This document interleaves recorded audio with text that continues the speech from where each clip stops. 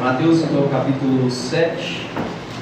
Eu quero ler com os irmãos 2 versículos, né? E tentar contribuir um pouco com esse tema, né, do discipulado. Muita coisa já foi falada, aprendi bastante já com os irmãos e espero ajudar um pouco mais nessa discussão hoje à noite, né, para a gente entender ainda melhor o assunto. Então, Mateus capítulo 7, nós vamos ler aqui 2 versículos. Eu estou usando a tradução NVI. Então vamos ler Mateus 7, versículo 13. Diz o seguinte: entrem pela porta estreita, pois larga é a porta, e amplo o caminho que leva à perdição, e são muitos os que entram por ela. Como é estreita a porta e apertado o caminho que leva à vida, são poucos os que a encontram. Então aqui, né, nas palavras de Jesus, aqui no Sermão do Monte, ele apresenta esse discipulado para nós como uma ilustração, né, que é entrar por uma porta que é estreita e andar por um caminho que é estreito. Então esse é como Jesus apresenta para nós aqui o discipulado, essa ilustração. Só para a gente começar aqui essa discussão, eu vou ler uma citação aqui do Paul Washer. Os irmãos devem conhecer, né? A maioria que conhece Paul Washer. Ele nos diz o seguinte: que o cristianismo é a religião do tudo ou nada. O homem Jesus ou era filho de Deus ou um blasfemador. A maior revelação da verdade ou o mais odiento, mentiroso que teria andado sobre este planeta, o salvador do mundo ou um charlatão sem vergonha. Diferente das outras, o cristianismo não é primariamente uma religião que gira em torno de ensinamentos ou códigos éticos que podem ser seguidos por seus discípulos em parte ou por inteiro. Em vez disso, é uma religião fundada sobre uma pessoa que é ou não o que diz ser. No hoje famoso trilema de C.S. Lewis, Jesus de Nazaré é lunático, mentiroso ou senhor. Não sei se os irmãos estão familiarizados com esse raciocínio, né, de C.S. Lewis, mas ele propôs isso, né, que Jesus ele só tem 3 opções, né? Ou ele é um lunático, né, porque ele afirmava ser Deus, que ele afirmava vir de Deus, ou ele é um lunático, ou ele é um mentiroso, né, ou seja, tudo que ele falou, suas afirmações são mentiras, ou de fato ele é o que ele afirma ser, que é o Senhor, né? Então, né, o que Paul Washer está querendo dizer aqui para nós é que não tem meio termo. Ou Jesus é o que ele afirma ser, ou ele não é, né? E ele fala então nesse trilema de C.S. Lewis. E ele continua dizendo o seguinte: não existe espaço para tratar sua pessoa com paternalismo, ou achar um terreno mediano entre o que dizem as Escrituras e qualquer outro ponto de vista, não importa quão pequeno seja o desvio. Para ser cristão, temos de nos firmar neste ponto. Nem a pessoa de Cristo, nem os seus ensinamentos permitem concessões ou comprometimento. Se ansiamos pela aprovação do mundo, teremos de perder a aprovação de Cristo. Se procurarmos ganhar a vida nesta era, teremos de abrir mão dela na próxima. Então, né, nessa citação aqui, que eu queria passar para os irmãos, né, e como algo introdutório, ele diz exatamente o seguinte, né, exatamente essa verdade.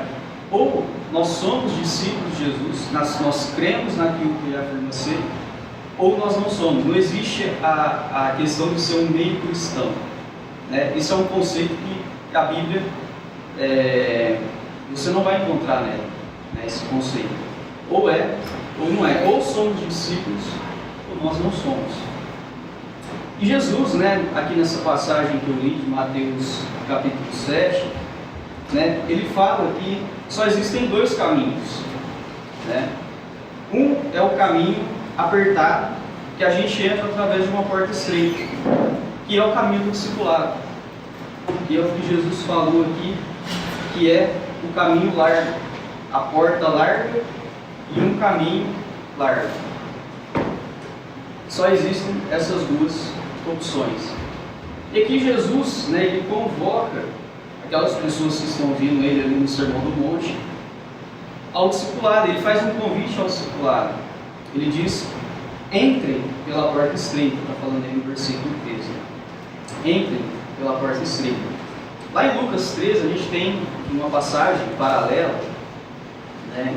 Só que Lucas acrescenta um pouco mais de coisa aqui. Em Lucas 11, versículo 23 e 24. Lucas 13, na verdade, Lucas 13, 23 e 24. Diz o seguinte: alguém lhe perguntou: Senhor, serão poucos os salvos? Ele lhes disse: esforcem-se para entrar pela porta estreita, porque eu lhes digo que muitos tentarão entrar e não conseguirão. Eu quero chamar a sua atenção aqui nessa passagem de Lucas, é que ele fala para se esforçar. Esforce para entrar pela porta estreita, que não tem lá no Evangelho de Mateus. Essa palavra esforçar aí que ele usa é o grego agonizomai, onde a gente tem a palavra de agonia, de agonizar, né, que a gente tem no português. E aqui, quando Jesus fala para a gente se esforçar, esforce-se para entrar pela porta estreita, quando ele usa esse verbo no grego, ele quer dar o sentido de que é algo agonizante, de que há uma luta dentro do ser humano para se render ao discipulado, entrar pela porta estreita. Então é uma luta, é uma briga consigo mesmo.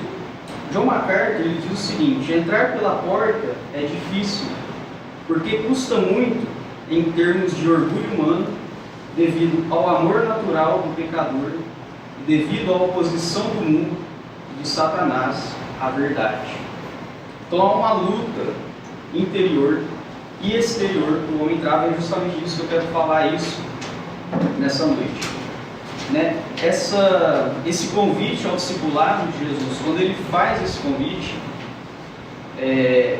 o ser humano ele vai ter que travar uma batalha. Na verdade, vários tipos de batalha que eu vou falar aqui hoje à noite. E essa batalha é tanto interior quanto exterior para ser um discípulo de Cristo, né? E aqui lembra, né, que nós estamos falando do discipulado aqui, né, os irmãos já antes de mim já falaram que o discipulado, né, ele é um projeto por toda a vida, né? Não é só um cursinho ali de 12 lições, né? Apesar de que a gente chama isso, né, de discipulado também, mas aqui a gente quer trabalhar a questão um pouco mais ampla, né, do discipulado como sendo um projeto, né, de realmente seguir Jesus na vida diária. E como eu disse, né, algo que vai durar aí praticamente toda a nossa vida. Então Jesus ele fala que nós temos que nos esforçar para entrar pela porta estreita, né, e que é algo agonizante no ser humano. Nós vamos ver isso hoje à noite. Então, quais são as coisas, né, com as quais nós temos que lutar para a gente entrar pela porta estreita, para a gente se tornar de fato um discípulo de Cristo? Bom, a primeira coisa, e aqui eu vou falar um pouco sobre a batalha interna, né, que ocorre dentro do ser humano. A primeira coisa nesse sentido é que aqueles que querem vir a Cristo, eles têm que lutar contra a sua autojustiça. É a primeira batalha do ser humano, lutar contra a sua autojustiça. O que é autojustiça? Uma autojustiça é você querer ser justificado pelos seus próprios méritos. É querer apresentar para Deus motivos pelos quais Deus tem que te aceitar. E a primeira coisa que o Evangelho divulga é justamente essa questão da autojustiça. O ser humano, naturalmente, ele tem a tendência de se aproximar de Deus por meio dos seus esforços, por meio das suas obras. E ele deseja ser salvo com base nisso. É só você olhar para qualquer religião no mundo hoje. Qualquer religião ela é baseada nisso. Ela é baseada em obras. Ela é baseada em coisas que a gente faz para a gente tentar conquistar a aprovação de Deus. E o cristianismo ele é a única religião que derruba isso. Porque o cristianismo, né, se a gente olhar principalmente as cartas de Paulo, ele fala justamente isso. Né? O cristianismo ele derruba esse senso nosso de autojustiça, porque não há nada que possamos fazer para conquistar a aprovação de Deus. Então, o Evangelho, né, ele nos propõe isso, o discipulado nos propõe isso, de que não podemos fazer absolutamente nada para conquistar a nossa salvação. Não podemos fazer absolutamente nada. Olha comigo Isaías, capítulo 64.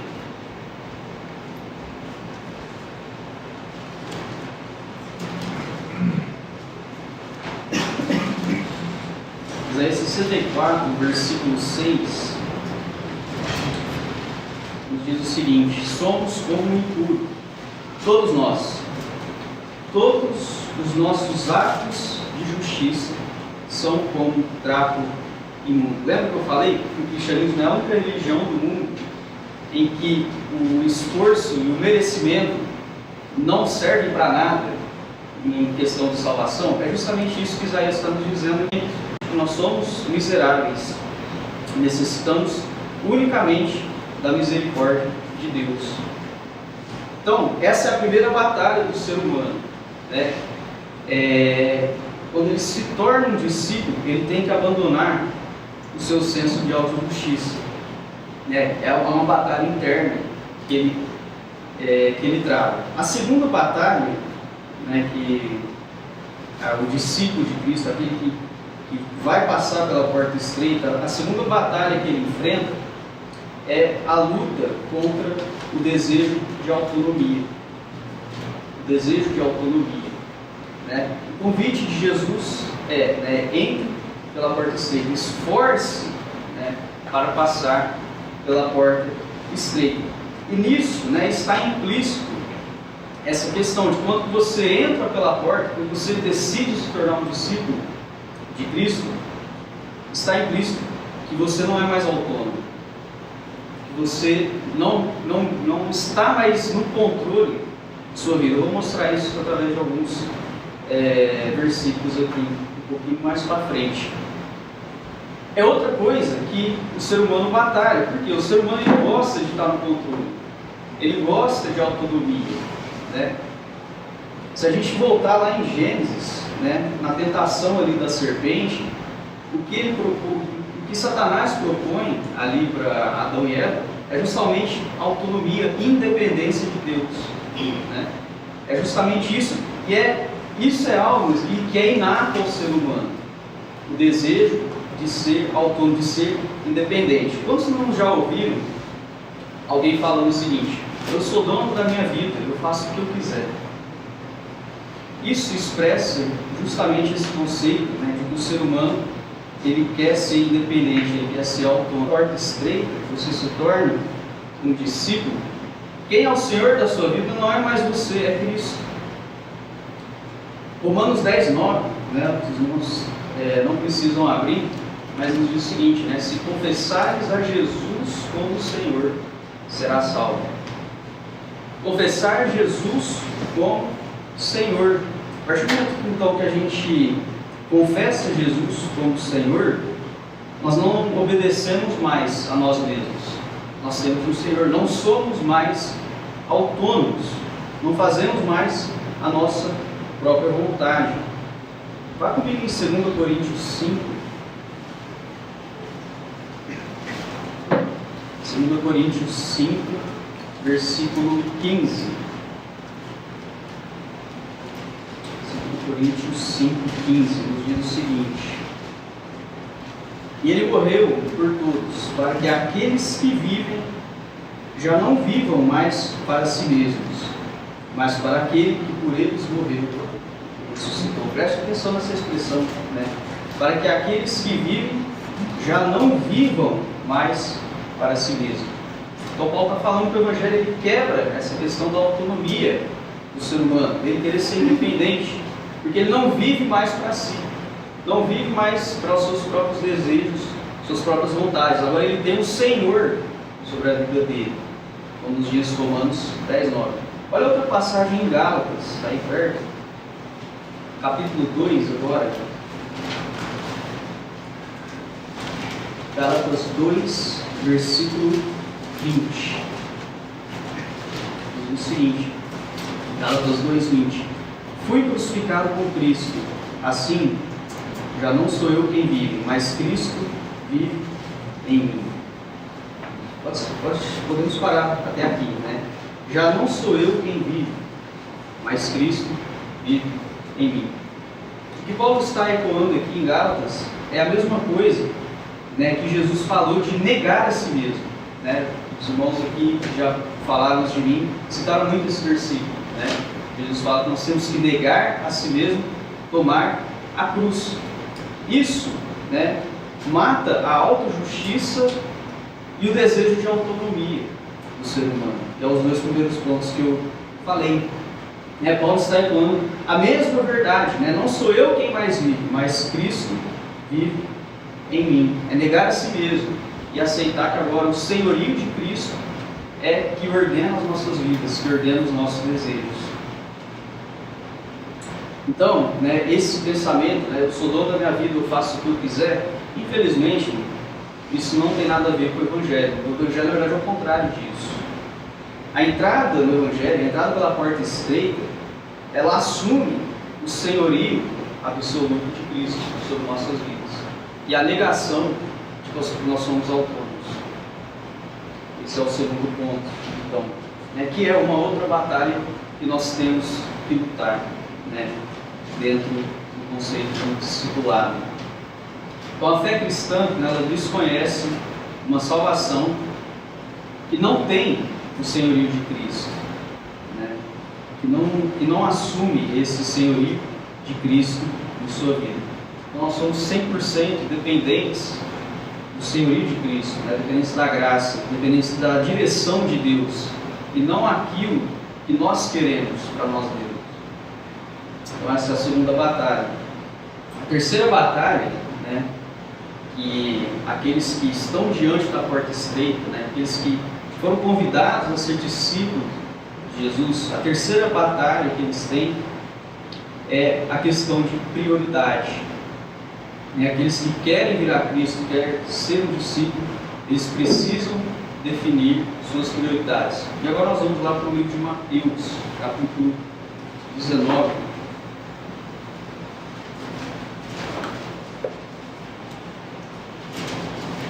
Mateus, capítulo 19. Nós vamos ler aqui a partir do versículo 16. Mateus 19, a partir do versículo 16.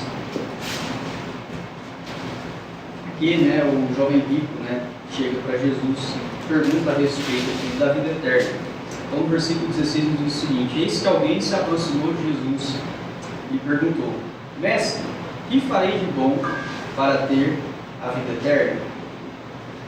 Respondeu Jesus: por que você me pergunta sobre o que é bom? Há somente um que é bom.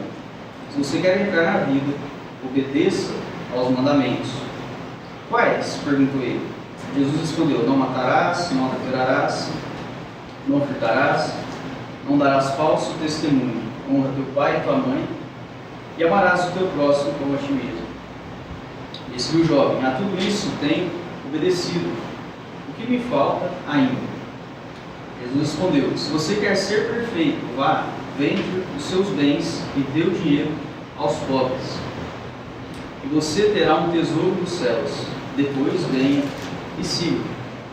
E ouvindo isso, o jovem afastou-se triste, porque tinha muitas riquezas. Nós temos aqui o jovem rico, né, que pergunta para Jesus, né, a respeito da vida eterna, né, o que farei para ter a vida eterna? E aí, né, Jesus fala: você tem que obedecer os mandamentos, tal. E aí fala, né, que ele já vinha fazendo isso. Então ele tinha uma vida aparentemente correta, né, diante de Deus. Mas faltava uma coisa para esse jovem aqui, na passagem, né, até ele pergunta, né, o que me falta ainda, aqui no versículo 20. né? O que me falta ainda? E aí Jesus, né, fala para ele vender os seus bens, dar aos pobres e depois vir e segui-lo. O que Jesus tentou mostrar aqui, né, com essas palavras que ele disse? Ele queria mostrar para aquele jovem rico qual que era a prioridade dele, né? Qual que era a prioridade dele? Porque Jesus apresentou para ele, né, aqui a questão a respeito da lei, e aí lá na frente Jesus diz o seguinte, né, para você vender os seus bens e vir e seguir ele. E aí nós vemos que aquele jovem, ele se retira, né?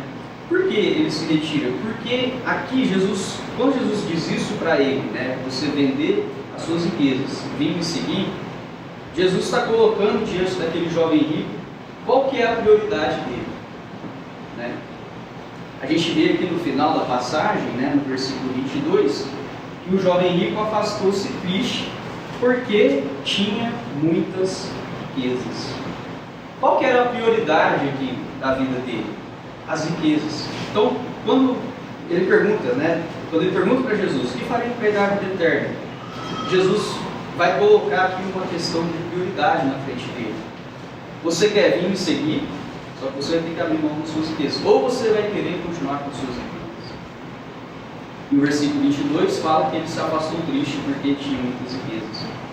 Então Jesus não foi a prioridade para ele. Ele tinha uma outra prioridade. E o discipulado, ele não aceita segundo lugar. Jesus, ele não aceita segundo lugar nas nossas vidas. Se a gente quer se tornar um discípulo, ele tem que ser o primeiro lugar, não pode vir nada na frente. Né? Infelizmente, as riquezas aqui para esse jovem rico era a prioridade na vida dele. E aí, Jesus, lá em Mateus 6:24, nos diz que nós não podemos servir dois senhores, né? Lá em Mateus 6:24, ele diz assim: ninguém pode servir a dois senhores, pois odiará um e amará o outro, ou se dedicará a um e desprezará o outro. Vocês não podem servir a Deus e ao dinheiro. Percebe? É justamente aqui a questão do jovem rico, né? Você não pode servir a Deus e ao dinheiro ao mesmo tempo. Você vai ter que definir qual é a sua prioridade. Infelizmente, né, para aquele jovem, Jesus não foi a prioridade, né? A prioridade dele era as suas riquezas. Como diz ali, né, no fim da passagem, no versículo 22. E aí, aqui próprio no livro de Mateus, capítulo 6, no versículo que está aqui perto, no versículo 21, Jesus diz o seguinte: olha só, presta bastante atenção nesse versículo 21.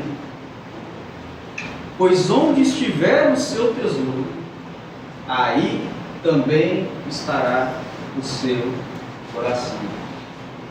Aonde estiver o seu tesouro, aí estará o seu coração. Infelizmente, naquele jovem rico, né, o que ocupava o coração dele, o que era a prioridade no seu coração, eram as suas riquezas. Por isso que o convite de Jesus, né, para entrar pela porta estreita, ele coloca diante de nós a questão da prioridade. Nós vamos seguir Jesus ou nós vamos colocar outras coisas na frente? Uma questão de prioridade, e é uma batalha interna.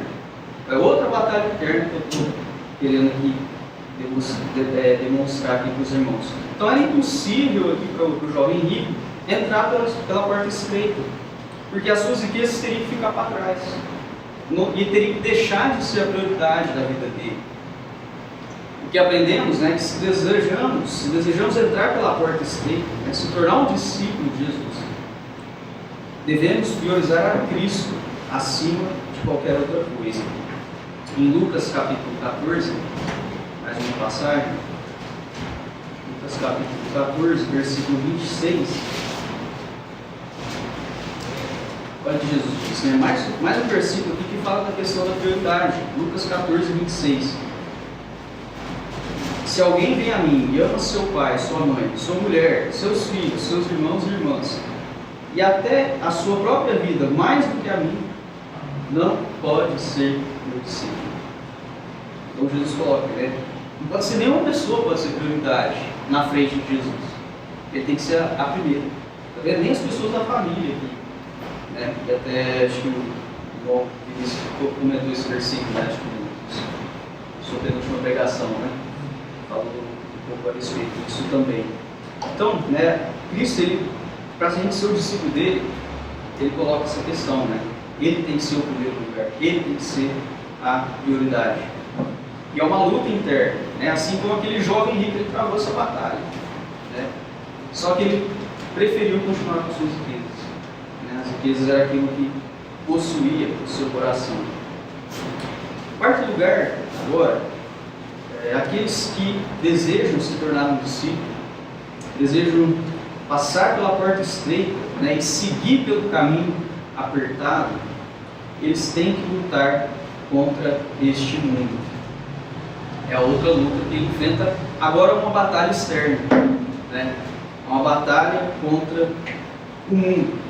O Evangelho, né, de Cristo, ele é totalmente contrário aos valores e princípios do mundo, né? Quando a gente encontra a palavra mundo aqui no Novo Testamento, né, a maioria das vezes o sentido, né, vai falar, não ameis o mundo, não se torna amigo do mundo, lá em Tiago.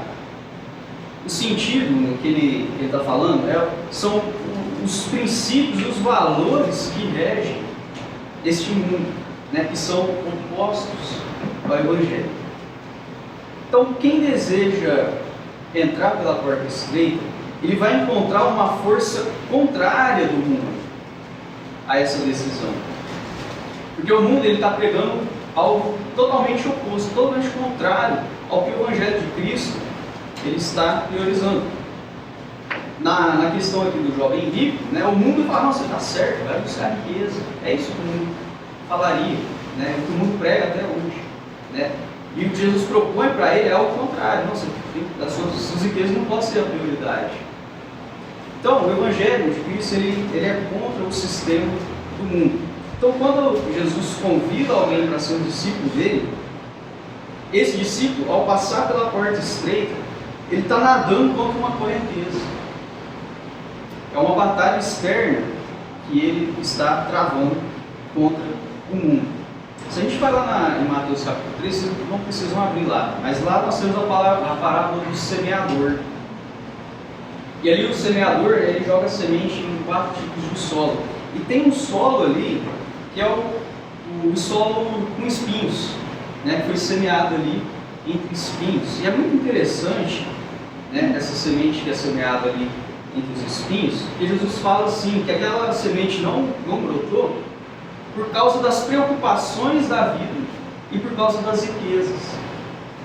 É uma batalha que aquele que quer se tornar um discípulo de Cristo, ele provavelmente vai enfrentar, né? É uma batalha contra esse mundo, as preocupações da vida, as riquezas, tudo que quer tomar o seu coração, né? Tudo que quer dominar o seu coração, ao invés dele ser dominado pela pessoa de Cristo. Mais uma vez o Paul Washer, ele diz o seguinte, que aqueles que procuram a salvação pela fé em Cristo têm que cortar o caminho em meio a enganosas tentações e coações da era presente. Eles têm de quebrar a aliança com o mundo, se quiser se agarrar a Cristo, pois as duas coisas são mutuamente exclusivas e grandemente opostas. As Escrituras advertem claramente que a amizade com o mundo é inimizade para com Deus, e quem quiser ser amigo do mundo se torna inimigo de Deus. Aqui ele está parafraseando Tiago 4,4. Então, o discípulo de Cristo, né, ele vai travar essa batalha contra o mundo, né? O que Tiago nos afirma é justamente isso, né? Que se você ama o mundo, você não é um discípulo, você está em inimizade com Deus. E quem quiser ser amigo do mundo se torna um inimigo de Deus. As duas coisas são completamente opostas. E é uma batalha externa que o discípulo de Cristo enfrenta. Ele vai lutar contra esse mundo o tempo todo. Porque os valores do Evangelho são totalmente opostos. Né? Nas palavras do próprio Jesus, né, o caminho do Evangelho, o caminho do discipulado, ele começa com uma porta estreita e aí você continua num caminho que é apertado. Enquanto que lá no mundo, né, o sistema do mundo a porta é larga e o caminho é espaçoso. São duas coisas totalmente opostas. Então aqueles que querem se tornar discípulos de Cristo, eles têm que lutar contra esse mundo. Ele não pode ser passivo. Né? Ele vai estar nadando contra a correnteza. Por isso que é difícil, por isso que Jesus fala que são poucos os que entram pela porta estreita e trilham o caminho apertado. Porque é difícil. Existe essa batalha que todos nós, né, que desejamos seguir a Cristo, nós temos que enfrentar. É uma batalha externa. Por último, né, aqueles que querem vir a Cristo, né, eles precisam lutar contra a tentação de desistir devido às dificuldades do Evangelho, né, que é mais ou menos um desdobramento, né, do ponto anterior, que é a luta contra o mundo. Nessa luta, né, há sempre a tentação de desistir, de ficar no meio do caminho, de ficar pelo caminho, né, porque não é fácil, né, a gente tem que negar a si mesmo, as palavras de Jesus. Temos que trilhar um caminho que é apertado. Então, um dos maiores erros, né, do mundo evangélico atual é apresentar um evangelho fácil. Né? Não, vem para cá que o irmão Vinícius falou isso também na sua última pregação. Né? Vem para cá, você vai ter cura, você vai ter prosperidade, você vai ter vida boa. E aí não foi isso, né, que Jesus ensinou. Ele não prometeu facilidade, ele prometeu porta estreita, caminho apertado, negar a si mesmo, tomar a cruz. Por esse tipo de coisa que Jesus prometeu para quem quer seguir ele. Então, esse pensamento hoje, né, de crê em Jesus e pronto, você está salvo, você vai ficar rico, você vai ter prosperidade, você não vai ficar doente e tal. Não são essas as exigências e as promessas do Evangelho. Na verdade, como eu falei, é o contrário disso. Né? Voltando lá para Lucas capítulo 9, versículos 23 e 24.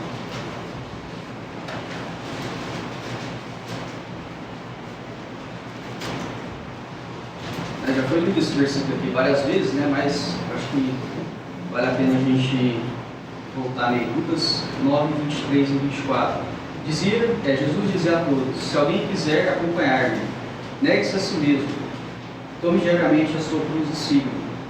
Pois quem quiser salvar a sua vida, a perderá.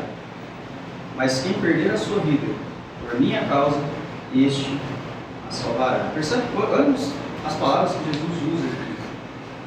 Quem quiser me acompanhar, quem quiser ser discípulo, negue-se a si mesmo, tome diariamente a sua cruz e siga-me. Em versículo 24 ele fala que quem quiser salvar a sua vida, perderá. Mas quem perder a sua vida por minha causa, este a salvará. O que nós estamos falando, né, Jesus, o que ele dá a entender aqui, está falando de perseguição física, que às vezes até aqueles cristãos ali, nós não vivemos isso hoje aqui no nosso país, né? Mas a perseguição física acontecia. E, né, você poderia até perder a sua vida pelo fato de você se identificar com Cristo. Então, percebe que as condições para se tornar um discípulo eram difíceis. Né? Você podia ser perseguido, você poderia ser isolado da sua família, como o irmão falou aqui também, na pregação dele. Né? Você poderia perder, a família poderia te largar, você perder a família, perder tudo. Né? Nesse sentido, vamos ver mais uma passagem, né, que fala justamente dessas dificuldades no livro de João, capítulo 15. Eu já estou concluindo aqui. João capítulo 15,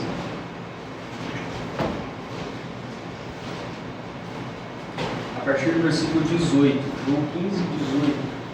Se o mundo os odeia, tenha em mente que antes me odiou. Se vocês pertencessem ao mundo, ele os amaria como se fossem dele. Todavia, vocês não são do mundo, mas eu os escolhi, tirando-os do mundo. Por isso, o mundo os odeia. Lembre-se das palavras que eu lhes disse. Nenhum escravo é maior do que o seu senhor. Se me perseguiram, também perseguirão vocês.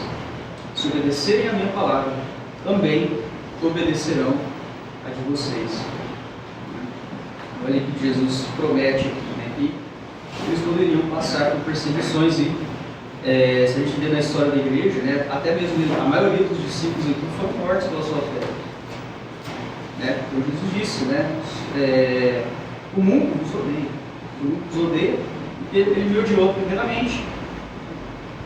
Ele fala, né, se me perseguiram, também perseguirão vocês. Isso é muito diferente, né, desse evangelho barato que a gente escuta por aí, né, de coisa boa, de prosperidade, né, de riqueza. É muito diferente. Né? O caminho que Jesus propõe é diferente. Né? É o caminho apertado, é o caminho difícil. Mais uma passagem aqui, em Mateus capítulo 13. Mateus 13, 20 e 21. Mateus 13, 20 e 21. Eu comentei, né, da parábola do semeador. Fala, quanto à semente que cai no terreno pedregoso, esse é o caso daquele que ouve a palavra e logo a recebe com alegria. Todavia, como não tem raiz em si mesmo, permanece pouco tempo. Quando surge alguma tribulação ou perseguição por causa da palavra, logo a abandona. Olha só, né, quando surge alguma tribulação ou perseguição por causa da palavra, logo a abandona. Então, esse o último ponto, né, que eu estou trazendo aqui os irmãos é justamente isso, né, que aquele que quer vir a Cristo, ele pode se sentir tentado a desistir, porque ele tem uma luta interna, né, contra a autonomia, contra a autojustiça, que eu comentei, e tem a luta externa, que é contra o mundo, as tentações, as perseguições, a oposição do mundo. Então, né, existe mais essa batalha dentro do discipulado. Então, por essas passagens, né, o resumo aqui que nós, um apanhado, né, que nós vamos fazer de tudo que nós vimos é que Jesus, né, quando ele apresenta ali o caminho do discipulado, a porta estreita, o caminho apertado, ele exige o maior nível de comprometimento possível, se a gente realmente deseja se tornar um discípulo. E é impossível, né, receber a Cristo como Salvador e ao mesmo tempo viver de forma descompromissada do Evangelho. Lembra, Jesus, ele só colocou dois caminhos, só existem dois caminhos. Ou você está nele ou não está. Ou você entrou pela porta estreita, ou você entrou pela porta larga. Não existe meio termo. E para estar no caminho apertado, né, o Jesus ele exige o maior nível de comprometimento possível. Já vimos isso. O discipulado, ele não é meramente uma fé intelectual. Eu creio em Deus, né, eu creio em Jesus. Não é só isso. Não é uma fé só da cabeça, uma fé intelectual. Mas é uma fé que é caracterizada por um estilo de vida diferente. Né? Que é o que Jesus quer simbolizar aqui por esse caminho apertado. Né? Que é um estilo de vida controlado pelo Senhorio de Cristo. Um estilo de vida controlado pelo Senhorio de Cristo. E aí eu vou, só para finalizar, né, mais uma citação aqui do Paul Washer, e depois nós terminamos com uma passagem lá no livro de Hebreus. Paul Washer diz o seguinte: quando o Evangelho é realmente apresentado, a pessoa fica face a face diante a luta dos séculos, autonomia versus a entrega da vontade a outro, autopreservação versus o perigo de se opor à maioria, reputação e aprovação dos homens versus ser marginalizado no melhor cenário e martirizado no pior cenário. Agarrar-se a um mundo visível versus andar em busca de uma cidade que tem fundamentos, cujo arquiteto e construtor é Deus. Ele está parafraseando aqui lá a passagem de Hebreus. Gozar os prazeres passageiros do pecado versus considerar o opróbrio de Cristo maior que todos os tesouros desse mundo. Nós vamos terminar lá em Hebreus capítulo 11 com o exemplo de Moisés. Hebreus capítulo 11. Hebreus 11, começando no versículo 24. Olha só, né? Nós temos aqui o exemplo de Moisés, né?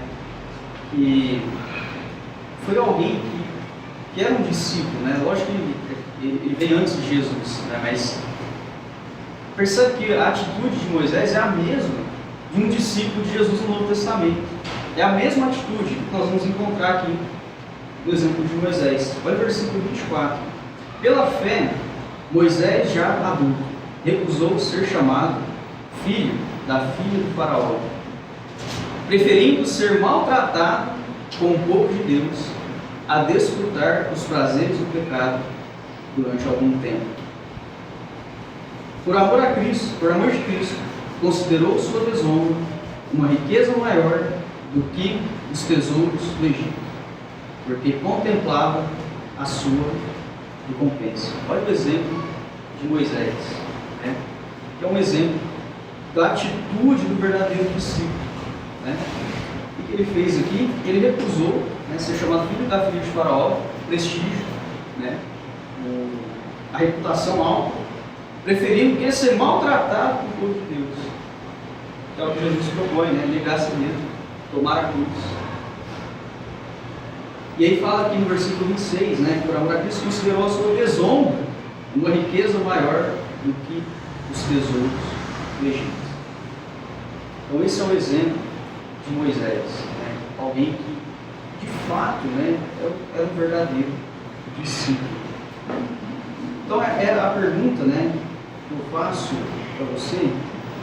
Você é alguém que tem essa atitude de Moisés, né, o coração de Moisés?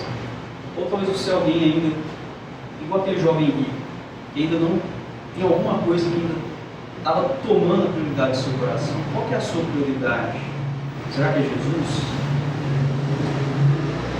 Essa meditação que eu queria deixar para os irmãos, né, e eu termino aqui com as palavras de Jesus, né?